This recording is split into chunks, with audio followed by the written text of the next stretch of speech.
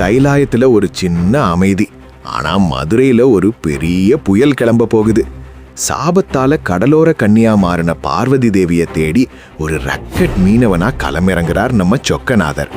பனிபடர்ந்த கைலாயத்துல இருந்து அந்த மகாசக்தி மெல்ல மெல்ல மறைய, அதே வினாடி நம்ம மதுரை மண்ணோட கடற்கரையில ஒரு சாதாரண மீனவ பெண்ணா கண்முழிக்கிறா பார்வதி. அந்த அலைகளோட சத்தத்துல அவளோட தெய்வீக புன்னகை லயித்திருக்க, திடீர்னு அந்த அமைதியை கிழிக்குது ஒரு பயங்கர கர்ஜனை. இருண்ட கடலுக்குள்ள இருந்து மலை மாதிரி ஒரு ராட்சத மீன், நந்தி பகவானே ஒரு மாய மீனா உருவெடுத்து ஆக்ரோஷமா எழும்ப, அந்த அலைகள் எல்லாம் ரத்து சிவப்பா மாறுது. கட்டுமரங்கள் எல்லாம் தீக்குச்சியா உடையுது. மீனவர்கள் அலர் அடிச்சு ஓடுறாங்க. மதுரையே ஒரு நிமிஷம் மரண பயத்துல உறைஞ்சு நிக்குது. சரியா அந்த நேரத்துல ஈர மணல்ல ஒரு பாதம் பதியுது.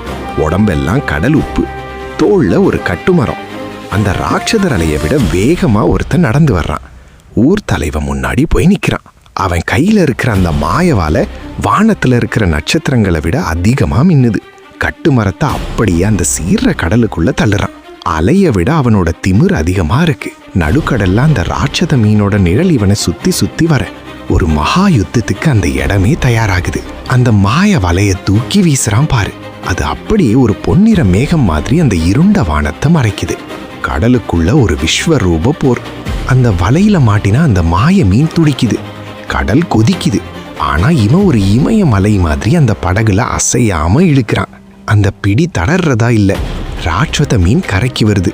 அதோட கோபம் அடங்கி மெல்ல மெல்ல ஒரு ஒளிப்பிளம்பா மாறுது. அந்த பிரம்மாண்ட வெளிச்சத்துல அழுக்கு வேஷ்டி கட்டி நின்ன அந்த ரக்கெட் மீனவன் தலையில பிறை நிலவோட, நெத்தியில 3வது கண்ணோட சாட்சாத் அந்த சொக்கநாதனா விஸ்வரூபம் எடுக்கிறார். மதுரையோட அந்த மகாராணி பார்வதி தேவியோட கையை பிடிச்சு இந்த திருவிளையாடல் அவர் நிறைவு செய்ய, மொத்த மதுரையும் அந்த பேரழகை பார்த்து சிலிர்த்து நிக்குது. இது வெறும் புராணம் இல்ல மச்சி, இது ஒரு டிவைன் ஆக்ஷன் ஃபேண்டசி.